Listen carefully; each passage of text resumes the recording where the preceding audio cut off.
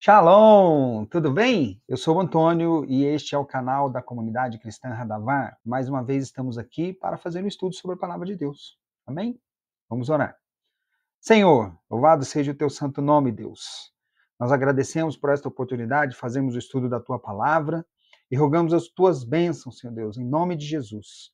Não apenas sobre o estudo, mas para que possamos ter, Pai, em nossas mentes e corações a sabedoria que vem do alto e possamos reconhecer e identificar a tua boa vontade nas Escrituras. Nós agradecemos e rogamos em nome de Jesus. Amém. Amém. Louvado seja o nome do Senhor. Louvado. Hoje nós vamos falar sobre a edificação da igreja. Nós sabemos, né, durante a história da humanidade, sempre houve tempos difíceis. Parece que sempre foi uma constante. Parece, né? Se a gente presta atenção na história. Afinal, logicamente, não foi à toa que o Cristo nos avisou que sempre teríamos aflições. Isso pode ser adotado tanto no aspecto individual quanto no aspecto coletivo, né? O aspecto da igreja. Todos teremos aflições, individualmente ou em conjunto, né? Em coletividade, em comunidade. Além disso, é muito comum também vermos as nossas dificuldades sendo valorizadas a ponto de acreditarmos que os problemas que vivenciamos hoje em dia são maiores do que os problemas que os nossos irmãos e irmãs do passado vivenciaram, né, em outras épocas. É muito importante a gente perceber esse tipo de coisa. Mas, assim, de toda forma, é um fato que estamos vivendo tempos difíceis. Em particular, óbvio, para a igreja, né, que se vê atacada de todos os lados, de diversas formas possíveis e sob os mais variados pretextos. Parece que arranjam desculpas a todo momento para vir com pedras sobre a igreja, né? Para cima da igreja, vamos dizer assim. Também é muito comum ouvirmos que a igreja tem se tornado mundana, corrupta, ao mesmo tempo em que estaria doente em seu interior porque não estaria conseguindo dar ou manter o testemunho do nome de Jesus. Um testemunho coerente com os ensinos das Escrituras. Isso é grave. E é muito comum realmente ouvirmos isso aí. Essa afirmação, no entanto, não é recente, não. Os problemas com a igreja já foram notados lá no primeiro século. Olha que coisa. No primeiro século, a igreja recém-criada, ela já apresentou alguns sinais que não eram condizentes com o próprio ensino do Cristo. Nesse particular, nós podemos dizer que as cartas que o Cristo enviou às igrejas da Ásia e que foram registradas no livro de Apocalipse são uma prova inequívoca de alguns dos profundos problemas enfrentados no interior da igreja. Ali são 7 igrejas, 2 delas nem tanto, mas todas elas, de alguma forma, têm ali as suas questões a serem resolvidas. Algumas mais, outras menos. Questões, muitas vezes, graves. As cartas são também uma prova de que Jesus, né, o Cristo, está cumprindo a promessa que ele fez aos seus discípulos em Mateus 28, 20. Mateus capítulo 28, versículo 20. Vamos ler? Mateus capítulo 28, versículo 20. Ensinando-os a guardar todas as coisas que eu vos tenho mandado. E eis que eu estou convosco todos os dias até a consumação dos séculos. Amém. Esse versículo encerra o trecho em que Jesus orienta seus discípulos a fazerem discípulos de todas as nações, todas, cujo comando refere-se ao ensino que ele trouxe, a guarda desse ensino. E o que ele nos ensinou, nós sabemos, né? Na realidade, é um substitutivo do ensino da Torá daquela época, o ensino que havia até aquela época. Não um substitutivo da própria Torá, não, ele não veio substituir a palavra de Deus, mas aquilo que era ensinado a respeito dela. Isso é importante perceber. Mas, por hora, a discussão não é essa, não. Por hora, nós queremos enfatizar apenas a promessa de estar com os discípulos. Cristo falou que estaria com os discípulos até a consumação dos séculos. Em verdade, né, ele não estava dizendo que os discípulos viveriam por séculos. Óbvio que não. Mas ele estava dizendo, nós cremos nisso, que ele realmente estava garantindo que estaria com a sua igreja até a consumação dos séculos. Isso é importante que tenhamos em mente. Consumação dos séculos. A igreja atravessaria séculos, mas ele estaria com a sua igreja. Isso é extremamente importante percebermos. Amém? No final das contas, né, isso significa que, vamos colocar assim, estamos falando de problemas da igreja, isso significa que o mundanismo, a carnalidade, o falso testemunho, ou um testemunho falso, melhor, né? Um testemunho falso a respeito do Cristo, a ausência de fé, apostasia, né? E de todos os demais, apesar de todos os problemas, né, que a igreja enfrenta, sempre houve, né, esses problemas, apesar de tudo isso, o Cristo está lá, observando, acompanhando, iluminando, separando, preparando a igreja e indicando a todos o caminho para o reino de Deus. O Cristo nunca deixou, ele garantiu isso, ele prometeu isso, que estaria conosco até a consumação dos séculos. Então, por mais que haja todos os problemas da igreja, nós precisamos compreender que o Cristo está ali observando, acompanhando, ensinando, espiritualmente falando. Na realidade, pensar o contrário, nós compreendemos que equivaleria a dizer que perdemos as esperanças. E isso jamais poderia acontecer. Nós não podemos perder as esperanças e temos que crer que o Cristo está conosco. É uma verdade, a gente não pode afastar isso. Ele mesmo falou, o Cristo nos fala a respeito disso no Evangelho de Mateus. Ele deixa claro sobre isso daí. Que ele estaria conosco, ele dá o motivo, ele dá a forma ali, né? Isso é uma situação que aconteceu quando ele estava lá em Cesareia de Filipe. Ele conversa com os seus discípulos a respeito disso. Vamos ler o que ele fala. Isso está em Mateus, capítulo 16, versículos de 15 a 19. Vamos ler. Disse-lhes ele, e vós, quem dizeis que eu sou? E Simão Pedro, respondendo, disse, tu és o Cristo, o Filho do Deus vivo. E Jesus respondendo disse-lhe, bem-aventurado és tu, Simão Barjonas, porque tu não revelou a carne e o sangue, mas meu Pai que está nos céus. Pois também eu te digo que tu és Pedro, e sobre esta pedra edificarei a minha igreja, e as portas do inferno não prevalecerão contra ela. Eu te darei as chaves do reino dos céus, e tudo que ligares na terra será ligado nos céus, e tudo que desligares na terra será desligado nos céus. Olha que maravilha. Louvado seja Deus. Essa passagem que nós lemos, ela é muito ampla e muito mais poderia ser dito a respeito dela. Mas eu quero focar aqui apenas em algumas partes. Nós vamos ver sobre isso. Primeiramente, eu queria alertar com vocês, queria tomar ali um alerta sobre o nome de Pedro. Deus conhece cada um de nós pelo nome. Quando Cristo perguntou a Pedro sobre si, o Pedro respondeu que ele era o Cristo, o Filho do Deus vivo. Ou seja, a ele foi revelado por Deus que ele era o Cristo. A Pedro foi revelado por Deus que Jesus era o Cristo. O próprio Cristo falou isso aí. Ao considerar essa resposta de Pedro, agora é a vez de Jesus devolveu a afirmativa de que ele era Pedro. Ou seja, afirmando que Jesus o conhecia e que também Deus o conhecia. Se Pedro conhecia a Jesus como o Cristo devolve dizendo, eu também te conheço, você é Pedro. Dizer que conhecia Pedro foi uma espécie de cotejamento, um falando do outro. Pedro conhece o Cristo e o Cristo conhece a Pedro. Deus conhece a todos nós. É nesse sentido ali a troca de informações a respeito deles. E que é extremamente importante para nós percebermos isso. Ato contínuo ali vem a afirmação do Cristo de que ele edificaria a sua igreja. E sobre esta pedra, expressão essa que nós consideramos ser o fundamento da igreja, esta pedra, esse é o ponto fundamental aqui, o ponto principal aqui. Porque a pedra a que o Cristo se refere é, na realidade, o reconhecimento de Pedro sobre o Cristo, que ele expressa na afirmação, tu és o Cristo. Quem é Jesus? Tu és o Cristo, o Filho do Deus vivo. Essa afirmação de que Jesus é o Cristo é que é a pedra fundamental que deve ser a base de toda a igreja, não Pedro. A igreja não pode ser baseada em um homem, por melhor que tenha sido esse homem, por mais santo que tenha sido. A igreja não se baseia em um homem, apenas no Cristo. E ele vir como homem é apenas uma questão de conveniência ali da obra que ele tinha que ter realizado. Ele tinha que ter realizado a obra como homem, mas não Pedro. Se algum homem tiver que ser a base da igreja, esse homem é o próprio Cristo, é o próprio Jesus.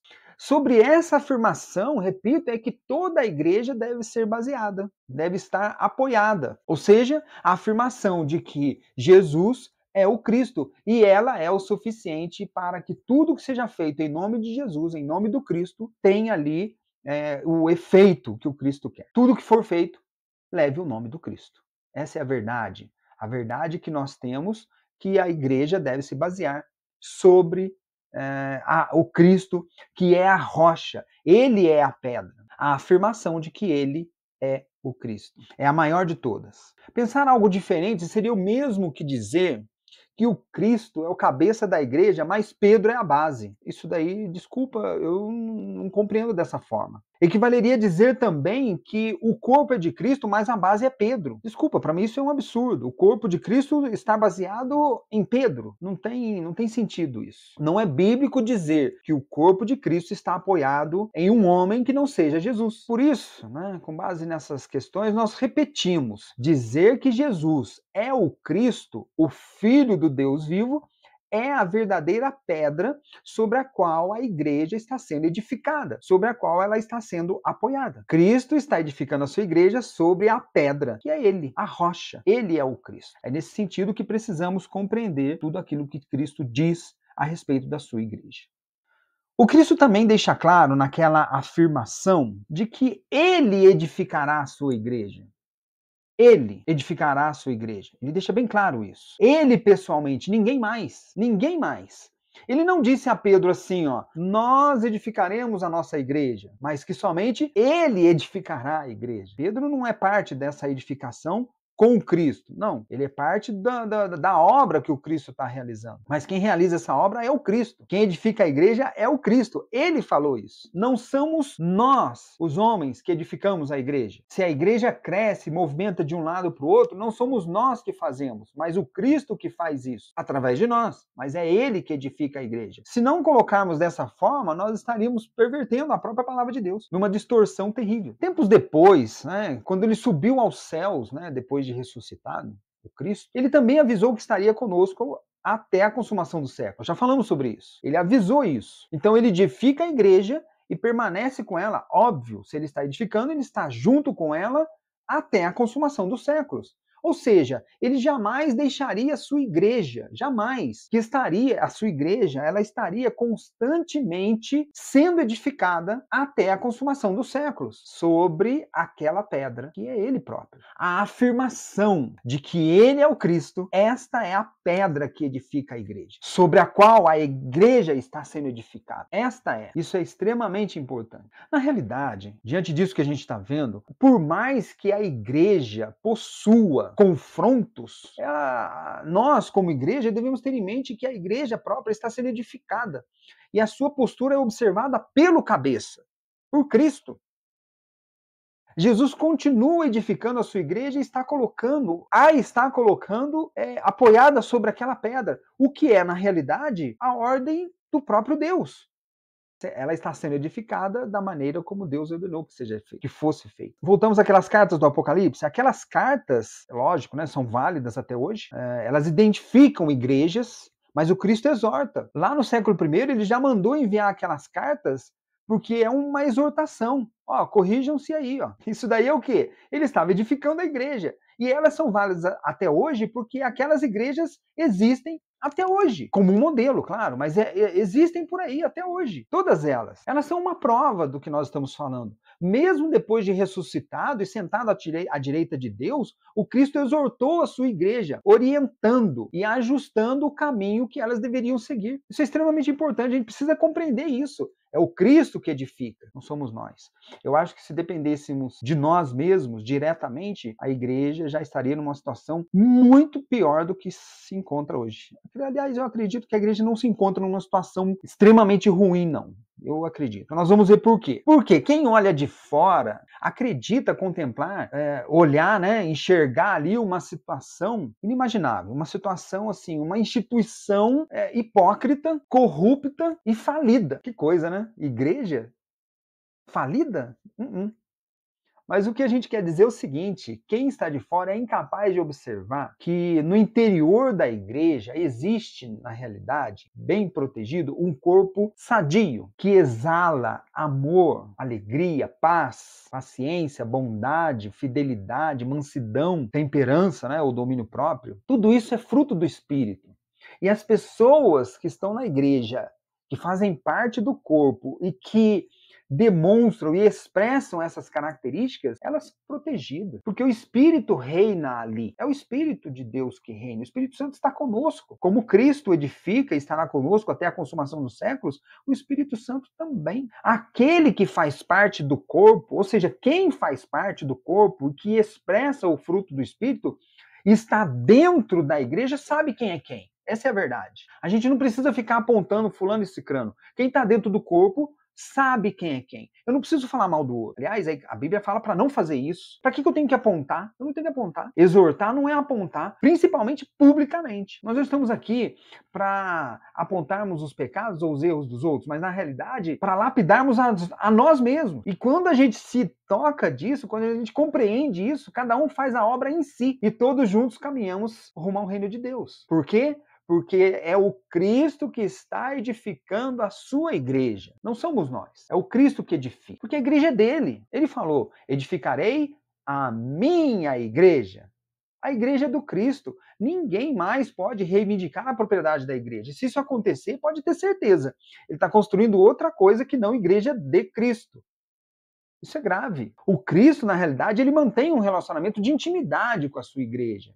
E dela não se separa, ele não se afasta da sua igreja. Ele prometeu que estaria conosco até a consumação dos séculos. Essa é a verdade. Ele está prestando atenção, atento a cada movimento dentro de sua igreja. Se fosse assim, ele não estaria conosco. Ele está prestando atenção. É óbvio que ele presta atenção. Ele não perde detalhe algum, ele não perde movimento algum. Ele tem poder para isso. Não ouse você pensar o contrário. Eu não ouso. Eu acredito que o Cristo está conosco, que ele está consciente de tudo que esteja acontecendo. Mas eu acredito também que ele sabe que no meio da igreja existem as Filadélfias, por exemplo. Não uma denominação, não, mas pessoas que compõem igreja sadia. Essa é que é a verdade.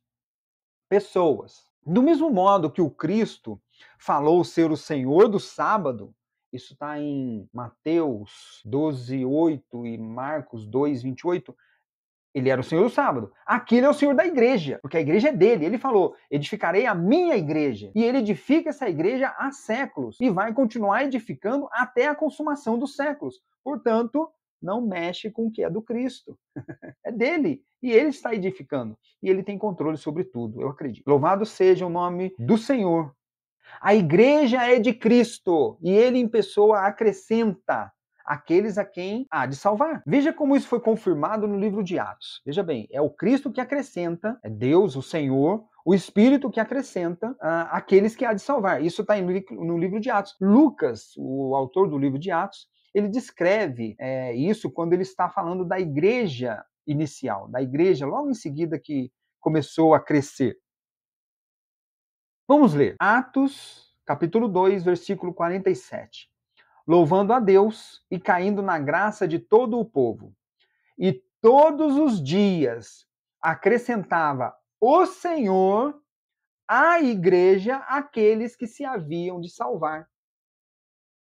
Aleluia. Maravilha. Ele está edificando a sua igreja e ele próprio acrescenta aqueles que hão de ser salvos. Na realidade, todos estão sendo chamados. A pessoa pode não querer permanecer na igreja, pode querer não entrar naquele corpo sadio, mas ela tem a oportunidade igual a todos. Por isso nós temos que dizer que a igreja é uma verdadeira obra sobrenatural e cresce graças à ação espiritual comandada pelo próprio Cristo. Extremamente importante isso. Acrescentando à igreja e conferindo saúde espiritual àqueles que se movem como ele se move, andando como Jesus andou, cumprindo a palavra de Deus, frutificando nas suas ações, segundo a própria palavra de Deus, obedecendo, arrependendo-se, santificando-se, ou pelo menos buscando a santidade. O Cristo sabe de tudo que a gente faz. O Cristo sabe de tudo o que está acontecendo. Eu não creio que ele esteja alheio a tudo isso, que ele deixou para que nós seguíssemos os nossos caminhos sozinhos. Não, ele não acredito nisso. A igreja não cresce em razão de marketing. Ó. Não, vamos fazer propaganda aqui e ali, botar um cara ali bonitão na frente da igreja, uma mulher e tal. Não, não é assim. Deus me livre. Engenharia social, não é nada disso. Ou qualquer outra técnica que faz a igreja crescer. Não. A igreja não cresce por isso. A igreja cresce debaixo da ação poderosa e invencível do Cristo, que edifica a sua maneira, a maneira dele, não nossa. Em outras palavras, né? É parte da igreja quem deve fazer parte. Esse corpo sadio no meio da terra, né? Aquela terra que frutifica está lá no meio. Tá ali. E ela sabe quem é quem. Não é isso. Por tudo que nós falamos, né? É imprescindível reconhecer que Jesus é o Cristo, o Filho do Deus vivo. Amém. E é Ele em pessoa, que edifica a sua igreja. Como ele quer. Ele edifica como ele quer. É ele que tem que fazer essa obra.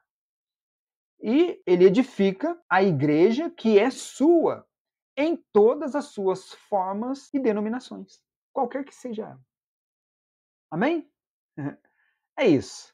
Esse é o nosso estudo de hoje. Que Deus o abençoe e coloque sempre, o mantenha sempre, e você abra o seu coração para receber isso, essa instrução, para permanecer sempre no caminho de Deus, no caminho que conduz às portas do reino. Amém? Uma ótima semana para você. Fica com Deus. Shalom.